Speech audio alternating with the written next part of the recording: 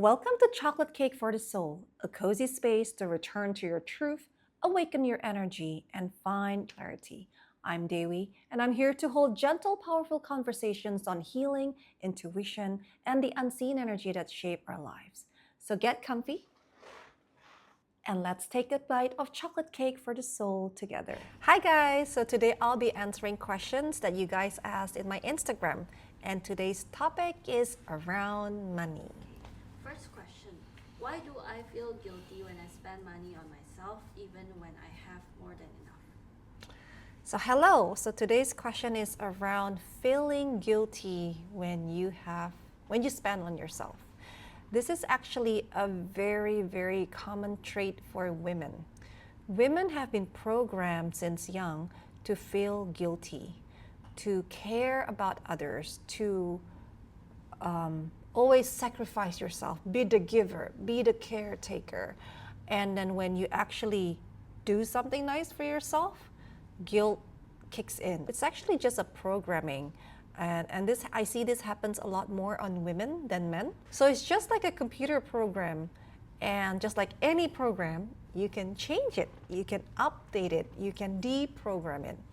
And how do you do that? There are many ways. Once you notice the programs, for example, let's say you're doing something nice for yourself, and then the guilt starts to kick in, like, oh, you shouldn't do this is a waste of money. Once that starts, once you're aware of it, you can interrupt yourself by doing something silly like la la la la la la, or doing something crazy. And the more you interrupt yourself, you stop that programming from running. But if you get sucked into the feeling and then you start feeling guilty, yeah, I should not be doing this, oh yeah, then you're playing out the programming, and then that makes it persist. But if you keep interrupting it over time and you train your muscle and your body, the programming will stop. That's the easiest way. Of course, there are other ways like hypnotherapy, or get an energy healing session, or I mean, there's 1,001 ways, but at the end of the day, a programming is just a programming. But the more deeper question I think to ask is, how do you know when what you're spending for yourself is for your benefit and not like what your voice is telling you, like it's a waste or it's too much, or you're overspending? I think that's the deeper question, to gain that clarity and that maturity to understand when you're spending for yourself to your benefit, and not vice versa. Why do I always worry about money all the time? It almost seems like I will run out of money. Worrying about money, it's a very natural feeling because the fear is real, right? For example, if let's say you know that you don't have enough to pay next month's rent, so the worry is real. If I cannot pay my rent, I'll be kicked out and then I'll be homeless. Or maybe I don't have enough to pay for my next meal, maybe. So the fear is real. So that it makes it harder because it's in your first chakra, it's your survival. And the question to ask yourself is, what is creating this fear? Everybody, I'm sure you've heard a lot about manifestation, about creation. And the more you succumb to the fear, the more you get sucked into it, and then the more you create more of it. You create more of the scenario that you actually don't want, right? You're investing your energy in it. So the question then is not so much why you're always worrying about it. It's more of, what does it hold over you that sucks all the energy into that line of thought. And this is usually a deeper healing around maybe family wound or generational wound. You have to dig a little bit deeper to figure out the root cause of it. But more importantly, right now, what you can do is to really look inward and find out that trigger of what's causing this fear. And why aren't you creating something else? You're the creator of your life. You can always create the next job or the next income or the next revenue or the next whatever it is that you want to create. The question is, why aren't you?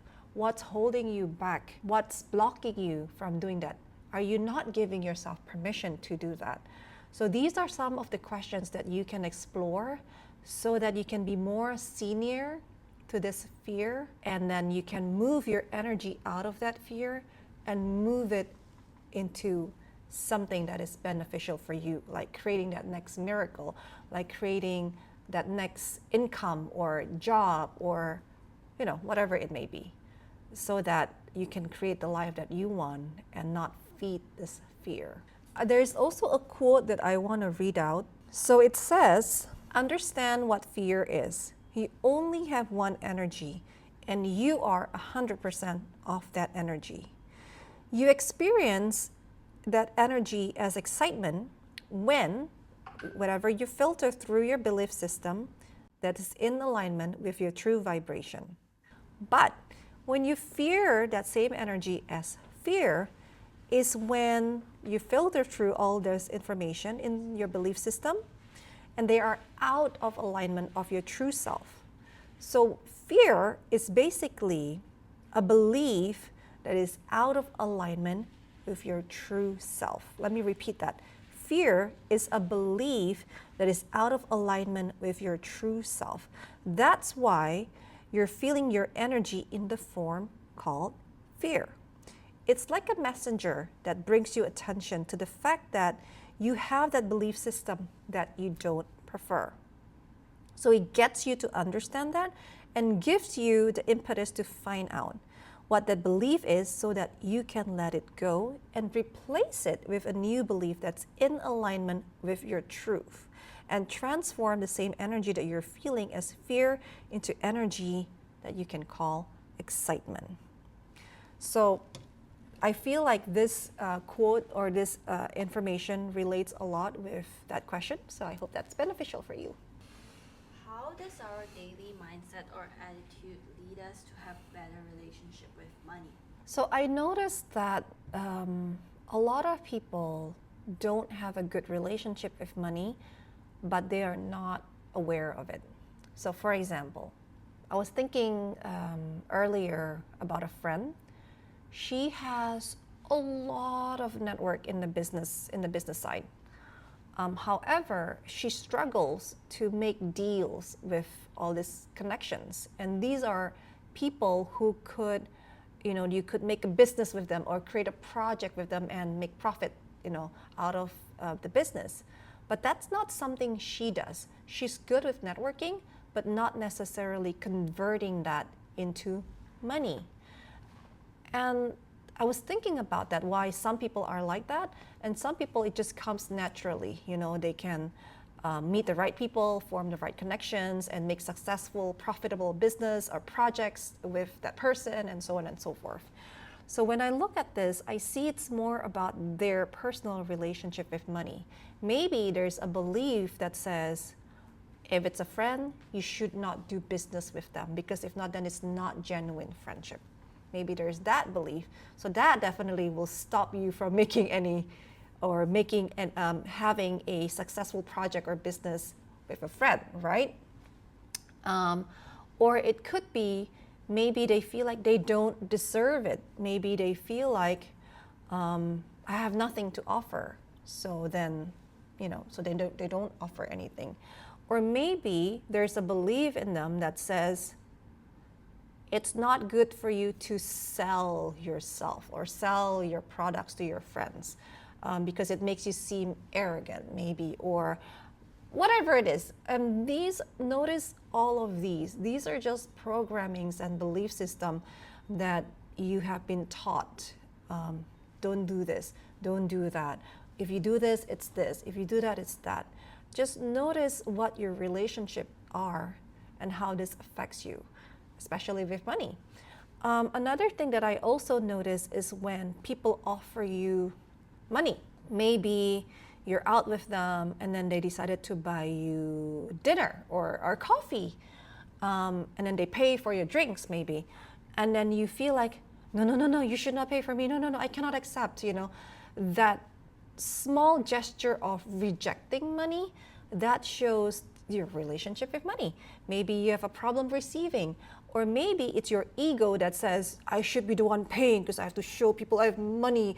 Or maybe when you receive, it's the guilt and shame that tells, oh, you don't have money, that's why you're receiving help. Charity is only for the poor. And if you receive, that means you're poor. You're telling everyone you're poor. So it's shameful. It could be that. And these all could easily be family programming. I see a lot of people who have difficulty financially. It's because they have a poor problem in receiving, because they feel shame when they receive. It affirms people, or they feel like it affirms to others that they need the help, when actually they do. However, I've seen a lot of successful and rich people, they have no problem with receiving at all. They get the most expensive gift and they go, oh my gosh, thank you, you're so kind. And they receive it without any burden. So I see this all the time. So notice all these subtle little things in your daily life, and it shows you a lot how your relationship with money. And the first step is awareness. Once you have the awareness, then you can start to look at it and shift. Is this benefiting me? By rejecting even small tokens of appreciation from friends, is that benefiting me? Is your ego in the way? Is it shame? Is it guilt in the way? What is it? Is it a belief system? So these are all some of the little things that's showing up in your daily life that you can start to notice and change, especially those who are not in alignment with your true self and for your abundance. Can money be spiritual, and how do I align my spiritual path with my financial goal? Can money be spiritual? Money, just like anything else, is just energy. And I see this question a lot. Most of what I see here is what I call religious programming. There are a lot of religion that tells you, oh, money is a sin, or you need to have vows of poverty so that you can serve in whatever religious capacity that you're serving in, and so on and so forth. But the truth is, money is just energy. Just like you have a physical body in this earth to do the things that you need to do, you also need money. It's a form of a way, unfortunately or fortunately, in this planet, it's a form of a way of how you can live your life. It's like a transactional thing, right? You need to pay money in exchange for something, to pay for the food or to pay for rent or for school fee. And it's just a way of how energy is shifting. So the question is, can money be spiritual? Absolutely. If you don't have enough to survive or even to have a healthy meal, how can you live a good life? How can you help others? How can you fulfill your life mission and purposes if you cannot even do the basic things that life needs you to? You need clothes to put on for your body. You need food, healthy food for your body. You need all these things. So yes, money can be spiritual. It's more of unlearning and undoing all the religious programming that tells you that money would not be spiritual. It has nothing to do with each other. However, what I also see is that some people get so sucked in with money that money becomes their God. So that's an entirely different thing. That's like living your whole life just for the sake of money, even betraying yourself, even when you know you're doing something that your soul tells you you should not be doing this because it feels uncomfortable, you're not happy, and your body doesn't like it, but you're still doing it. So that's entirely a different conversation. That's like worshiping money. But money by itself is neutral. It depends on how you use it. Can it be for your spiritual purpose? Absolutely. So thank you everyone for your questions. We will be doing this Q&A regularly. Stay tuned to my Instagram story so that you can drop your questions in the box for my next session. Thank you for sharing this sacred pause with me today. If something in this episode stirred your heart or softened your edges, I'd love for you to subscribe, like, and share with someone you love. And leave a kind review. It helps this soul space reach those who need it most. Until next time, may you trust your inner voice, nourish your spirit, and treat yourself to something sweet.